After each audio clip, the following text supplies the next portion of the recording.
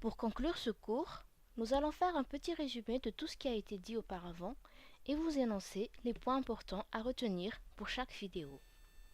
Dans la première partie du cours, il faudra se rappeler que le DNS permet de faire la correspondance entre une adresse IP et un nom de domaine. Et aussi que pour obtenir le nom de domaine souhaité, le serveur suivra le chemin hiérarchique général du système DNS. Au premier niveau, on a le domaine racine, ensuite on a le domaine de premier niveau, puis on a le domaine de deuxième niveau et pour finir le sous-domaine. Dans la partie traitant les serveurs DNS ainsi que les résolutions, on a vu qu'il y avait trois principaux types de serveurs DNS.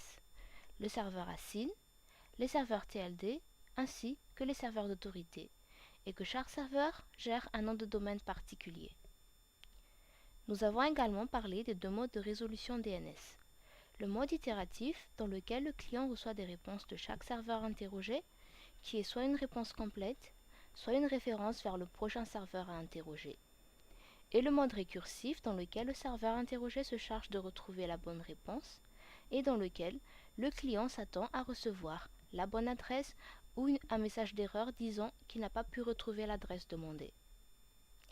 Et enfin, dans la dernière partie, où nous avons exposé les structures des trames, il faudrait retenir qu'il existe deux formats de trame DNS, une pour les questions et une pour les réponses, mais les deux ont une en-tête identique. Sachez aussi que le DNS que nous vous avons présenté durant ce cours était le protocole d'origine, mais avec le temps, celui-ci a évolué pour répondre aux besoins de sécurité et une extension a alors été créée. Cette extension s'appelle DNS Security Extensions et elle permet de sécuriser les données envoyées par le DNS. Ceci termine notre cours. Nous vous remercions de l'avoir suivi jusqu'à la fin et nous vous invitons à suivre le lien du QCM qui se trouve dans la description de cette vidéo. Ce QCM vous permettra de mettre en pratique les connaissances que vous avez acquises durant ce cours.